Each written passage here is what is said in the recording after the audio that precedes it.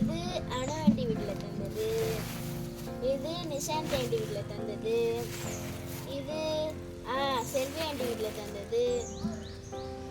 வாடி, போன வருஷம் கிறிஸ்மஸ் கேரல்ஸ்ல விசுவாசிகள் வீட்டுல தந்த ஸ்நாக்ஸ் இன்னமும் இருக்கு, சாப்பிட்டும் தீர மாட்டுது. கிறிஸ்மஸ் முடிஞ்சு பொங்கலே வந்துடுச்சு, இன்னமும் இருக்கு. நம்மளுக்கு எவ்வளவு லாபம். இந்த வருஷமும் விடாம கேரல்ஸ் போறோம்.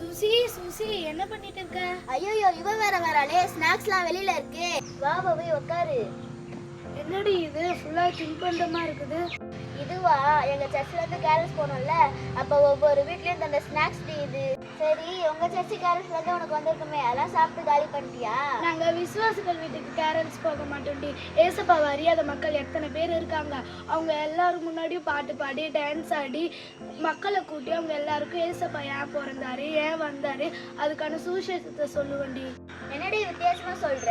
அப்ப அது பேர் கேரல்ஸே இல்லையே. நான் போறதாண்டி கேரல்ஸ். இதெல்லாம் நியாயமாடி? ஏசப்பாவை அறியாத மக்கள் எத்தனை பேர் இருக்காங்க. அவங்களுக்கு தாண்டி போய் ஏசப்பா நல்லவர், கிறிஸ்மஸ் வாழ்த்துக்கள் சொல்லணும். ஏசப்பாவை அறிஞ்சவங்க கிட்டே போய் ஏசப்பா நல்லவர், கிறிஸ்மஸ் வாழ்த்துக்கள் சொன்னா இதெல்லாம் நியாயமாடி? பைபிள்ல பாரு, தேவதூதன் முதல்ல யார்கிட்ட வந்து ஏசப்பாவோட பிறப்பை சொன்னாங்க? மெய்ப்பர்களுக்கு தானே ஃபர்ஸ்ட் வந்து சொன்னாங்க. அதே மாதிரி நம்மளும் போய் ஏசப்பாவை அறியாதவங்க அவங்களுக்கு தாண்டி போய் ஏசப்பாவோட பிறப்பை சொல்லணும். ஏசப்பா எதுக்கு பிறந்தாரு, எப்படிப்பட்டவர்னு உனக்கே தெரியும். உன்கிட்டே வந்து திரும்பியும் அதையே சொன்னா என்ன பிரயோஜனம்டி? இப்பதாண்டி புரியுது. உங்க சர்ச்சு கேரல்ஸ் தான் உண்மையான கேரல்ஸ், பைபிள்ல சொல்லி இருக்கிற கேரல்ஸ்.